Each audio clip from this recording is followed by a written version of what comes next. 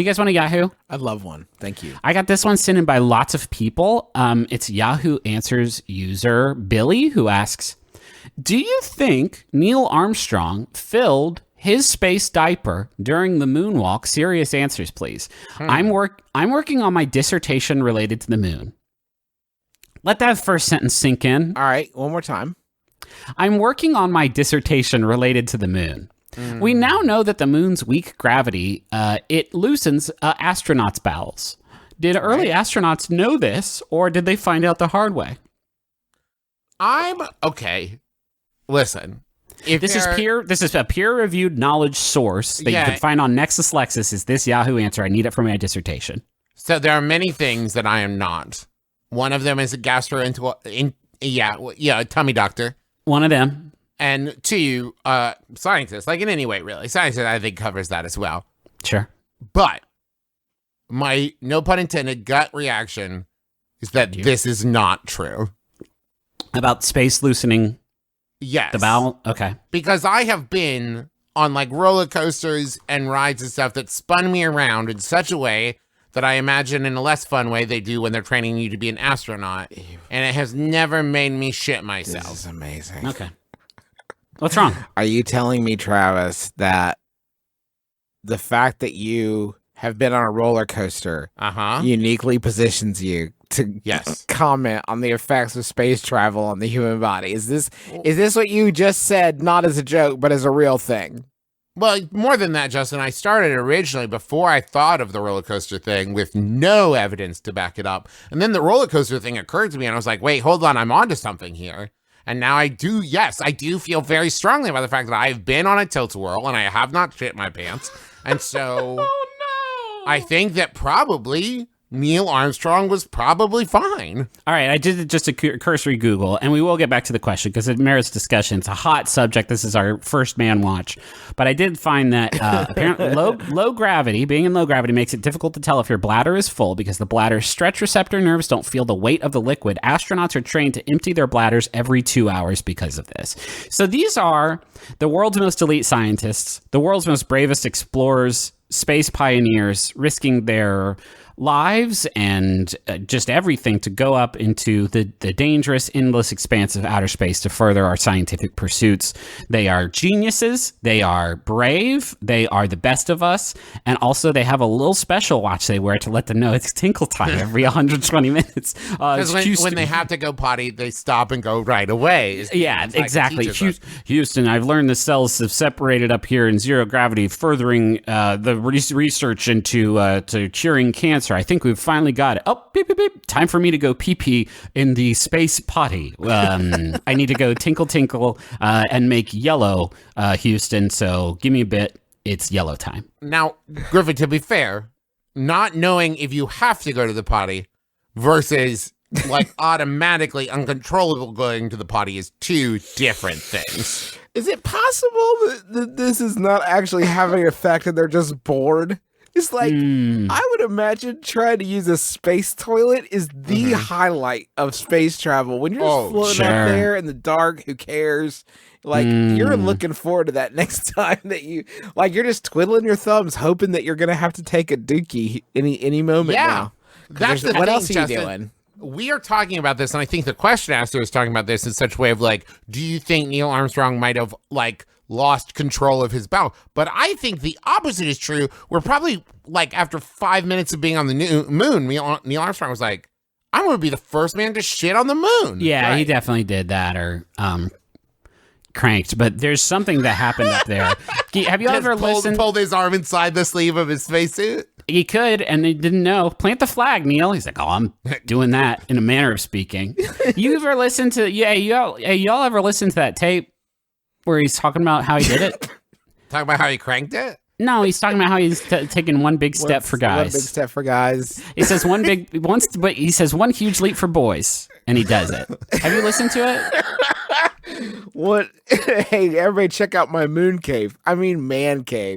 This is where me and my other dudes hang out here in space. He did declare when he planted the flag, the moon is for boys. I remember him saying that really loudly. But Do you ever listen to it? Welcome to the big radical white rock, just for boys. for boys only. And they said, Neil, you have to come back now. And he said, I'm playing on the moon. Leave me alone. You can't boss me around. I'm a boy and I'm on the moon. Yeah. For boys. And the first time an eclipse happened, he went around apologizing. Everybody, sorry guys, my boy rock got in the way of the sun. I apologize. Sorry It about shouldn't that. happen. So, have you listened to the tape? I mean, I've seen it in like alien movies where they play it at the Dad beginning, described set it the to tone. me. Well, if you listen to it, it's on, Library of Congress website, which I'm on all the time. He sounds sheepish a little bit. He sounds a little bit, and for lack of a better term, just kind of naughty, like while he's doing it.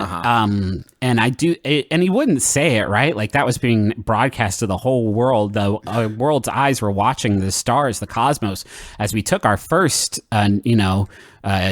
intrepid steps into our destiny in the galaxies beyond. He did have poop on his butt when he said it, probably. If you listen to the tape, if you really listen to it, and I mean really, really listen to it. And the way that he walks in the video, if you watch it, is the way that BB walks when she's got poop in her butt. Exactly. Yeah.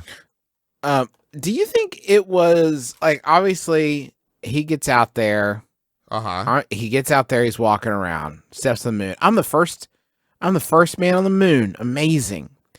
Do you think it took him a little while before he let Buzz get out?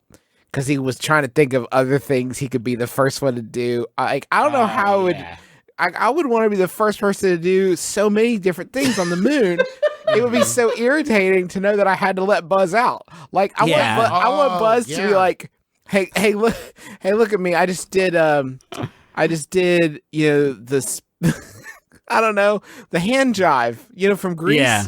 And he was like, sure. no, I just actually did that like 2 minutes before you came out. I totally did This that. makes so much sense to me, Justin, because if you remember when Buzz Aldrin stepped on the moon, he said, I'm the second person on the moon. And Neil Armstrong immediately murdered him. Yeah, killed him dead. Man, I bet. Do you think Buzz had a moment where he's like, I'm not even gonna get off.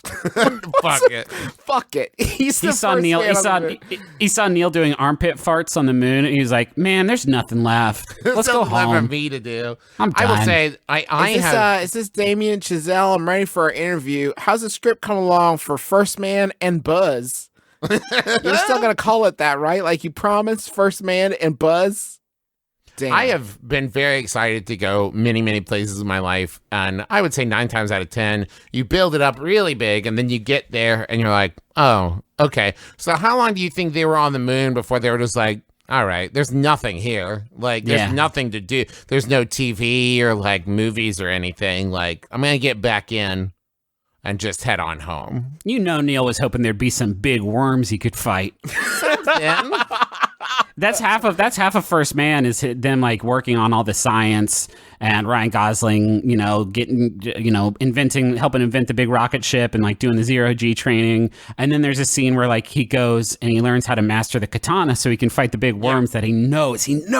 I know there's going to be big worms. He's like arguing with his wife. His wife is like, why is it you? Why do you have to go and leave our family behind? He's like, I'm the only one that can kick those big worms' asses. I'm the chosen one. I'm the chosen one. Buzz still came out swinging with his katana just flashing around. No, like, Buzz, I already got all of them. Don't worry, Neil, I'm here.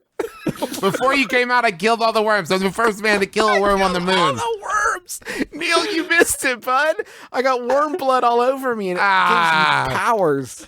Amazing. How often do you think during training for Neil and Buzz, and probably someone else, that they talk to like the head of NASA and they're like, okay, and so just in case, what do we do if there are moon men? And they're like, there's not, Neil, Buzz, there's not going to be moon people. Like, oh, yeah, cool. Yeah. But not after I'm done with if them. there are, what do we do? Neil, Buzz. No, I get it. There's probably, Yeah. But do we like join their society and like integrate? Every Gimlet show I live. listened to this week has had First Man ads on it, and we just absolutely gave them a free promo spot. So y'all wasted your money. I don't actually think that's true because we actually described a way more badass movie than is almost certainly going to be presented to you on the silver screen. Yeah. Also want to congratulate myself as we are sort of nearing the end of this bit and sort of approaching the precipice of the money zone for not ever saying Lance when describing Neil Armstrong. I've done that pretty much every time I've talked about space on podcasts before. Good job. And actually, now that I say that, I'm not sure it's true. Yeah. If we're going to finance our own movie about Buzz Aldrin and Neil Armstrong fighting worms on the moon, we're going to need some money. Let's go to the money zone. Okay. That works.